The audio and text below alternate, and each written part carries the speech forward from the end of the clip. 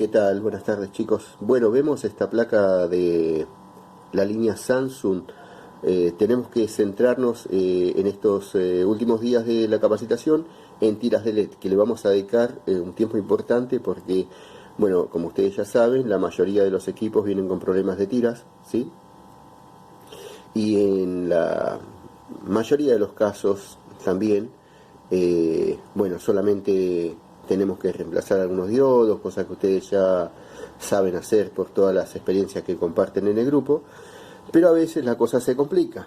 A veces no solo tenemos problemas con las tiras, sino que también podemos llegar a tener problemas con el driver, con el transistor regulador de tiras de LED, y bueno, ahí la cosa se va a complicar un poquito si no aprendemos cómo medir estos componentes o estos circuitos, en todo caso, que tendrán que googlearlo en este caso, en el caso del LC5012, que es un driver de tiras de LED muy conocido, que se usa en muchas marcas, particularmente en Samsung y LG. Van a encontrar poca información también sobre estos integrados. Yo ahora les voy a pasar algunos puntos para medir sobre estos terminales, como para entender si se está activando o no el circuito driver, que como ustedes saben, en principio tiene que arrancar el driver, y una vez que arranca el circuito integrado oscilador o controlador de las tiras de LED,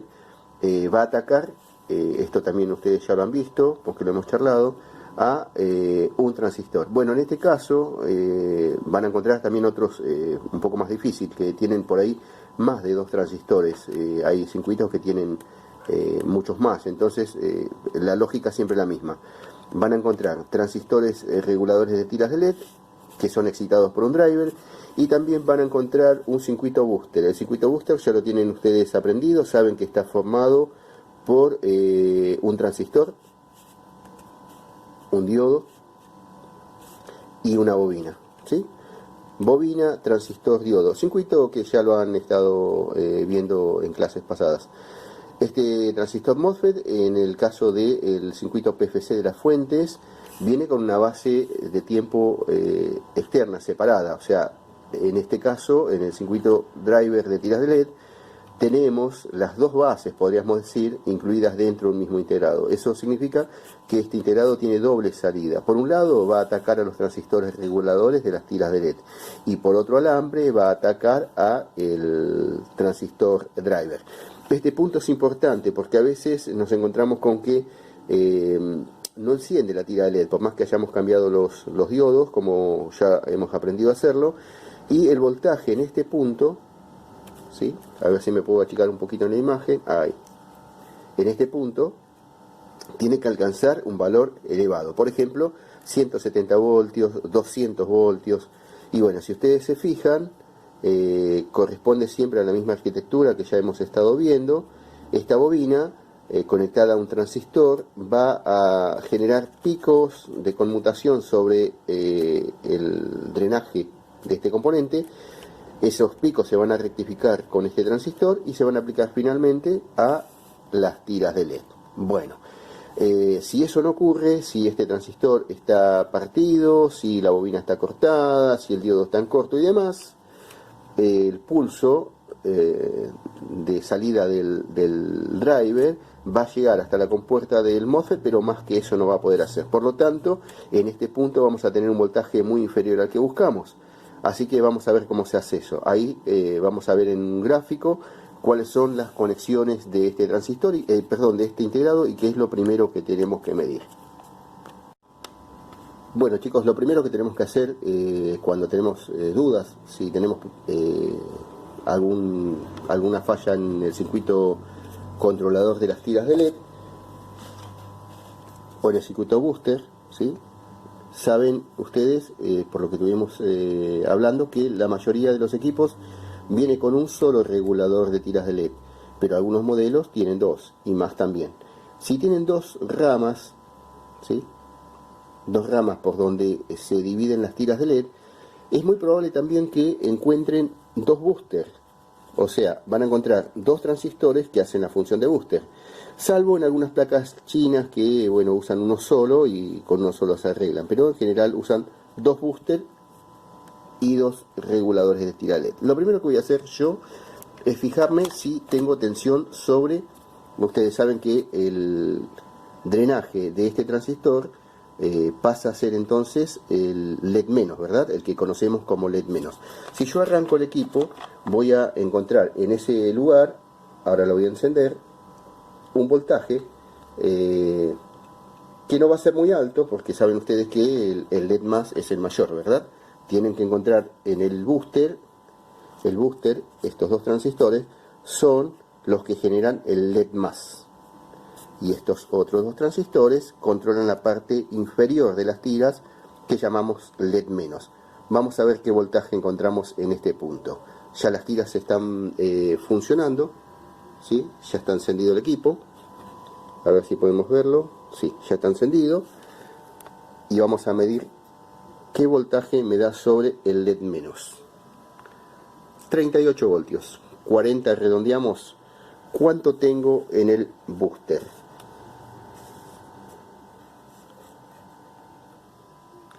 130 menos 40 me da 90. Por lo tanto, 90 voltios me cae en la tira de LED. Bueno, lo primero que voy a controlar en este equipo, ¿sí? Como es lógico, es el voltaje de alimentación de este integrado. Este integrado se alimenta en el terminal número 1. El número 1 es este. Tengo que encontrar un voltaje de polarización. Ese voltaje puede cambiar. La mayoría de los casos 9 voltios, otros modelos 12, pero bueno, mucho más de ahí no es la diferencia. Entre esos valores tiene que estar este voltaje, 12, 13, quién sabe, no más de ahí. Pinchamos en este alambre, que es el alambre número 1, 12 voltios me dio. Lo pinchamos nuevamente, 12.5. Bien, sabemos entonces que el integrado driver está polarizado, pero eso no es suficiente, porque para poder trabajar, además de energizarse y alimentarse con un voltaje de 12 voltios, necesitan, esto también ustedes lo saben, el alambre de DIN y el alambre de Belle-Uomo. Esos alambres que vienen de la placa main van a traer un voltaje, por lo general 3 voltios o algo parecido, ¿sí? No es importante para nosotros el valor exacto de ese alambre, pero sí tenemos que saber que ese alambre tiene que tener un voltaje. En mi caso, para este integrado, voy a seguir ese alambre, ¿sí? El alambre de DIN y el alambre de PWM, hasta que llegue finalmente al circuito, que es muy probable que pase, ¿sí? Por algún circuito formado por transistores y demás, como en este caso, y ataque al terminal de PWM o el terminal de DIN. Viene marcado de distintas formas. Por ejemplo, en este modelo viene como PWM letra I de IN 1 y PWM IN 2. Significa que tiene 2 sectores. Este integrado es como simétrico, está como partido al medio, ¿verdad? Para darnos una idea. Y un lado del integrado controla a un transistor y a un booster, y otro lado controla a otro transistor y a otro booster. Estos boosters van a controlar a 2 ramas distintas de tiras de LED. Vamos a ver qué voltaje encontramos en el booster. Saben ustedes, por todos los que estuvimos viendo, que en este punto yo voy a tener picos de conmutación, por lo tanto el tester es probable que aquí no me marque nada. Yo diría con seguridad no me va a marcar nada. ¿Por qué? Porque los testers no pueden medir picos de conmutación alternas de altísima frecuencia como en este caso. Así que para poder medirlo necesitamos un osciloscopio o esa sonda que en algún momento hicimos también,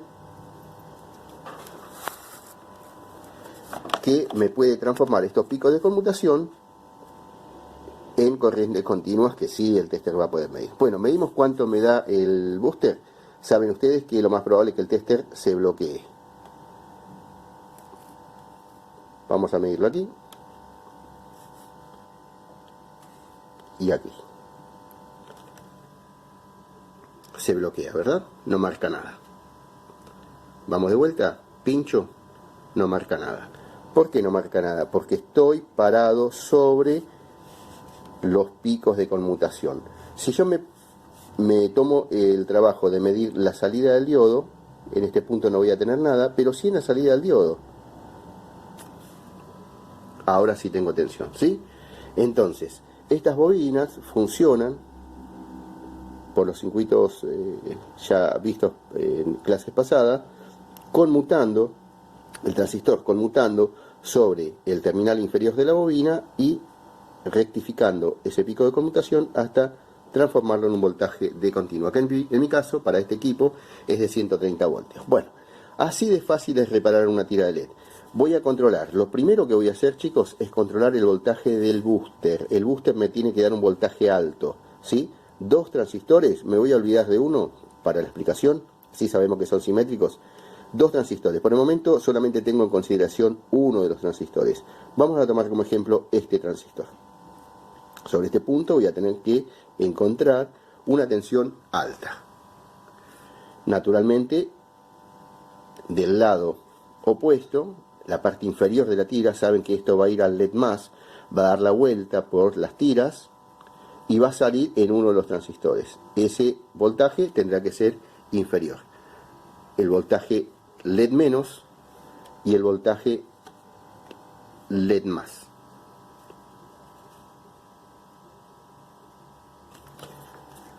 Así de simple es repararlo, chicos. No se confundan, no se compliquen cuando vean doble tira de LED y transistores, porque son simétricos. Tienen la misma arquitectura tradicional que ya conocemos.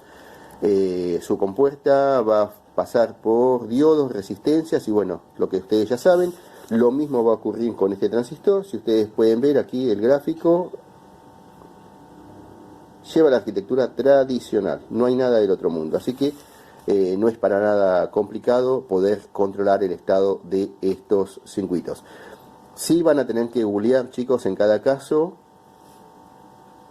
En el nuestro es un 5012, pero estos drivers cambian de marca y modelo y demás. Así que para cada caso tendrán que buscar el esquemático o en todo caso el datasheet de este integrado y controlar sus alambres, que ahora yo les voy a dejar un cuadrito de qué significa cada uno de los pines.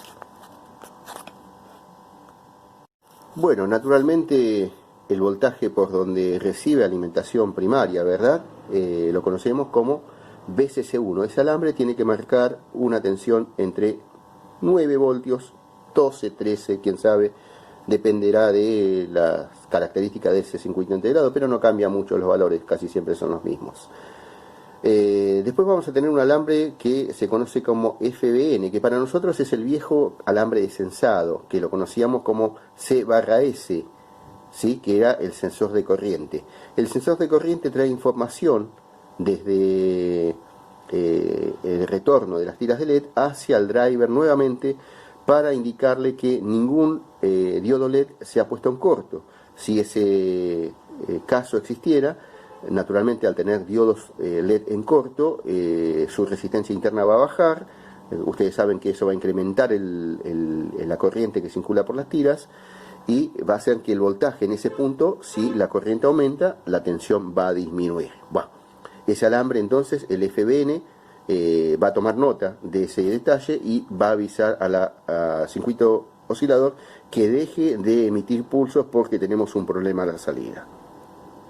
Siguen otros alambres conocidos como PWMI y saben que viene de IN y tiene dos ramas, el I1 y el otro alambre que se llama I2, PWM, entrada 1, entrada 2. Esos alambres están relacionados con el viejo alambre de Daimer y el BL1, que son las tensiones necesarias para que el circuito entre en servicio y empiece a oscilar. Si no tiene esos alambres conectados, el circuito no va a oscilar. Por lo tanto, es necesario que también tengamos información o tensión sobre esos alambres.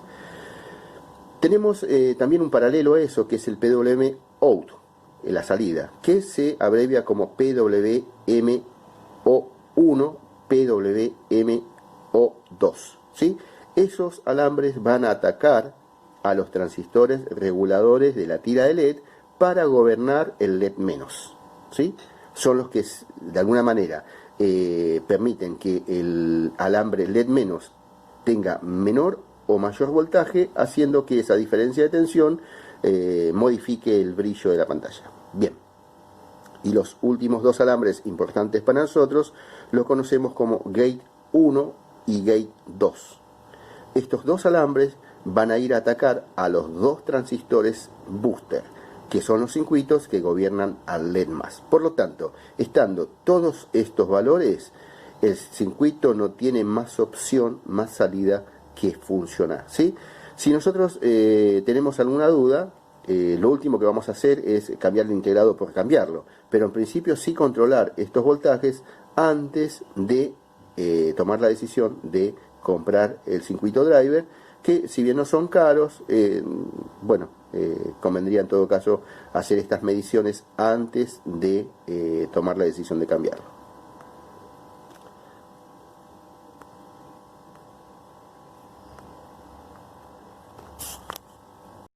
Bueno, y para los chicos que tienen osciloscopio, ¿sí?, que pueden medir la forma de onda de los transistores reguladores de tiras de LED, sobre los drenajes de estos transistores vamos a encontrar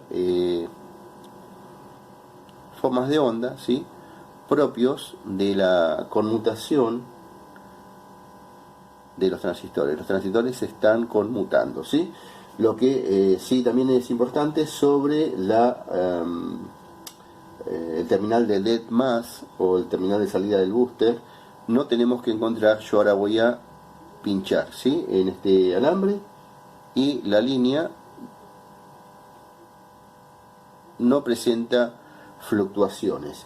Si llegara yo a tener fluctuaciones sobre el LED+, en el circuito booster, a la salida del diodo, en el cátodo del diodo, eso seguramente va a provocar. Por eso, chicos, es importante el uso de este tipo de instrumentos, porque nos permite ir un paso adelante en la reparación respecto de no usarlo.